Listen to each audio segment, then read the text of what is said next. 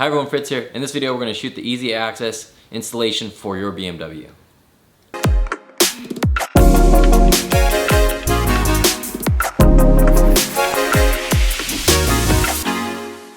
For most of the easy entry kits, you have to replace the handles. I wanted to go with a kit which allowed the easy comfort access, but where you didn't have to exchange the door handles. When you're within proximity of the car, you can just walk up to it and it'll unlock. When you walk away, it'll lock. Similar to the new BMW features, I believe it's in the X5, it's gonna come out soon. I wanted to go with some sort of tech that's similar to that, where I don't have to touch the door handle to lock or unlock the car. I did find a company that does provide it, and I'll provide the link for it down below, but it's shipped internationally here. I live in California. It took about two and a half weeks to get here, and it comes in a box just like this. Let's open it up.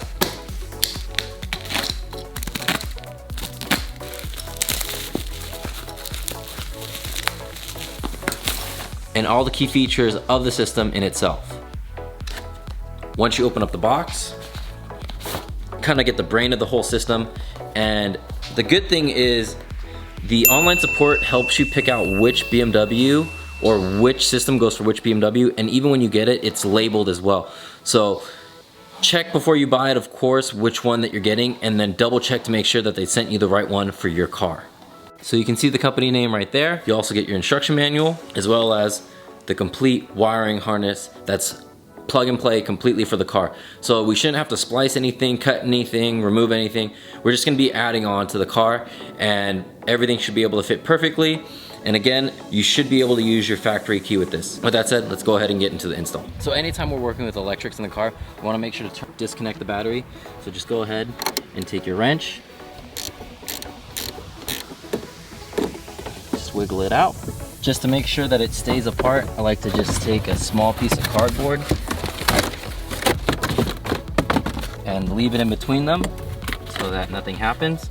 And then you want to make sure that the trunk doesn't close on you, because it's going to be a hassle to reopen, especially with no power connected. So we'll just use this for now.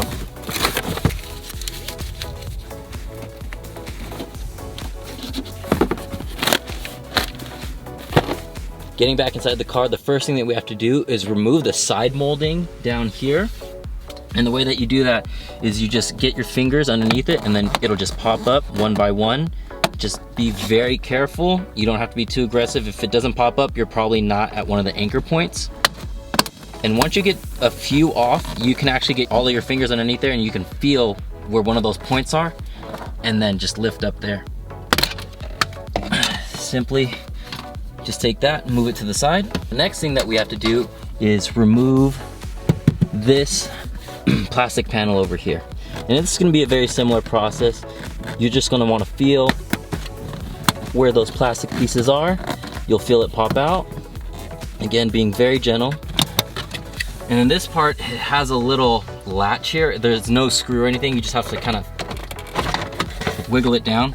So you see the groove there. It's just attached by that. So you'll kind of have to push this side in and tilt out like that for it to come out. And then you have access to the electronics right here, and this is what we want.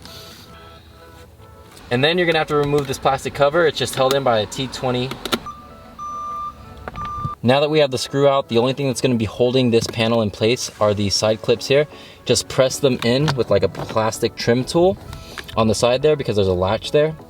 And then just slide it out, let it hang to the side. You don't need to disconnect the wiring that's associated with it. The next thing that we wanna look at are gonna be the blue, black, and white clips here.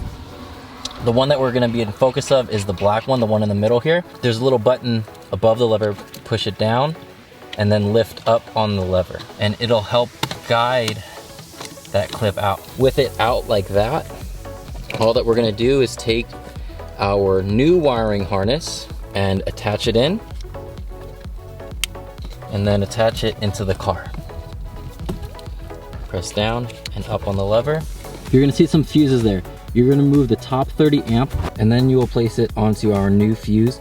Just take off one of these 15s, put on the 30 there, and then reconnect it to the place where you removed the 30 amp. The next thing that we need to do is connect this wire.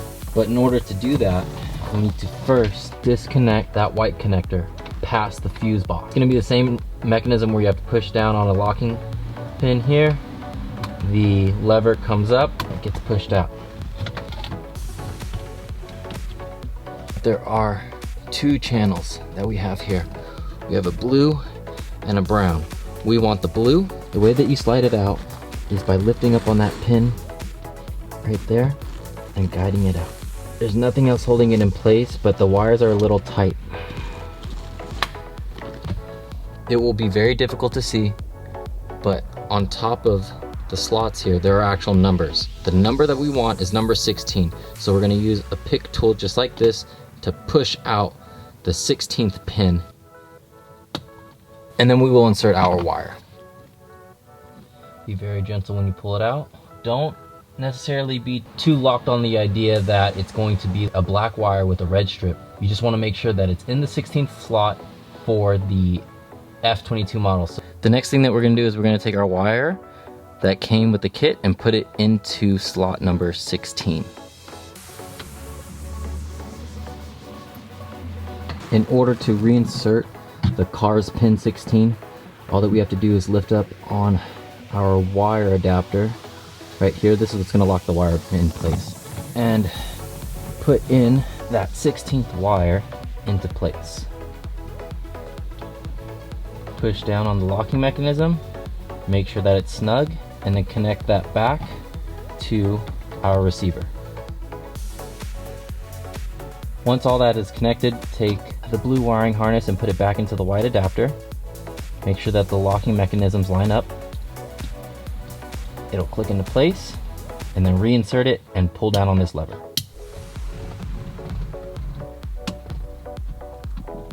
Now your dip switches are gonna differ for each model. Just know that with the indicator pointed to your right, the switches go from 1 to 6. Up is on, down is off. For the controls of this car, I will list a picture. Go ahead and put the negative terminal back onto the battery. Then you can start the memory system for the key. All that you have to do is press in this button here. Wait for the beeps.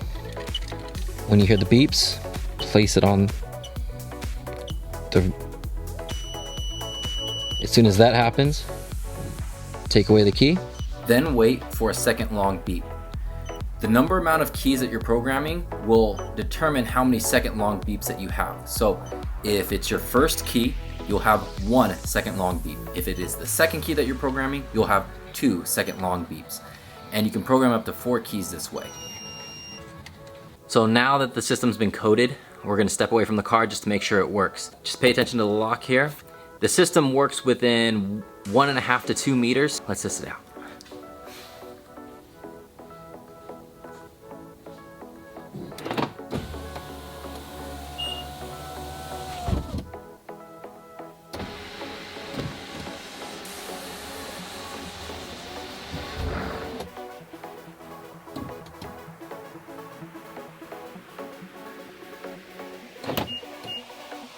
So with it installed, the comfort access stuff on the key still works. And if you went to the company's website, you'll see that the horn is supposed to honk every time that the car locks. The reason why is because I flipped the dip switch for that one down.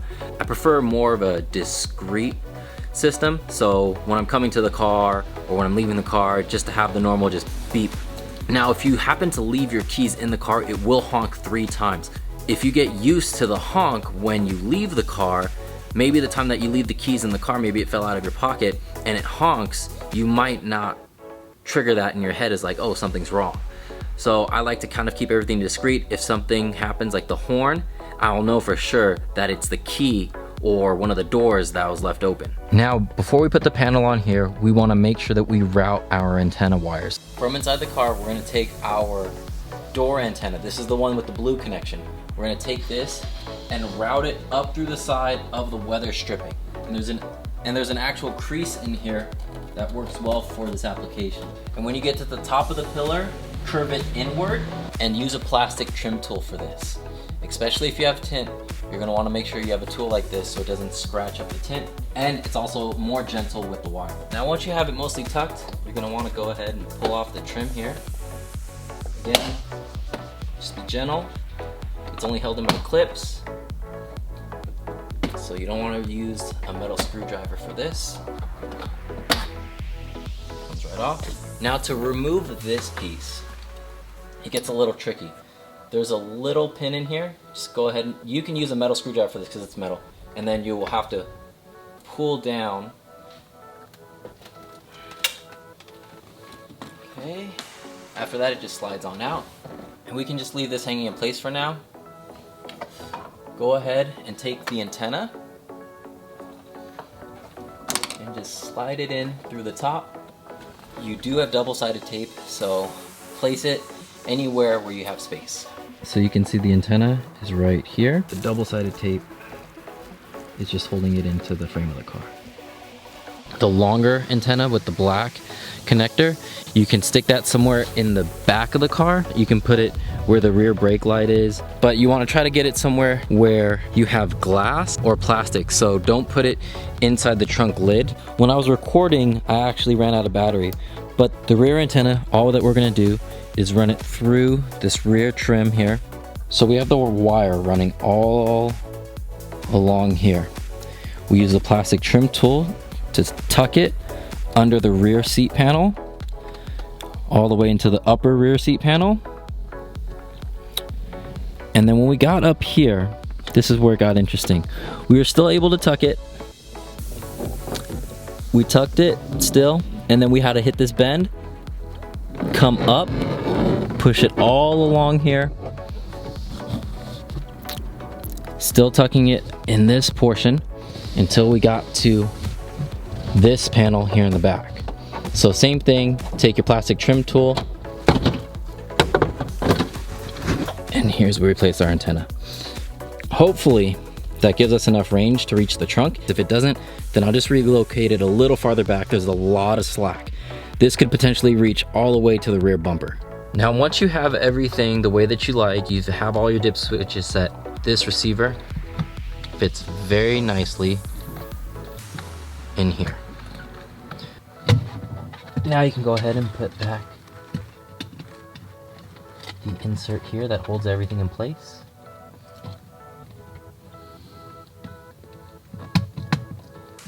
Make sure everything lines up before you push it all in.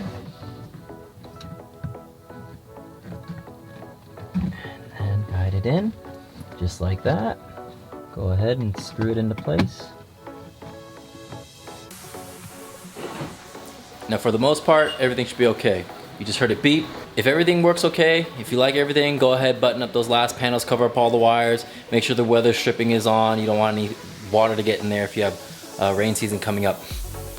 So all in all, I think it's a pretty good install, but if anything happens, I'll be sure to let everyone know. But for now, that's a keyless entry system. You don't have to touch the handles, don't have to change the handles. Hopefully your install goes a whole lot faster. They say it should take 10 to 15 minutes. Let's see if you can do it in that time. If you enjoyed the video, give it a like, subscribe down below, and I'll see you in the next video.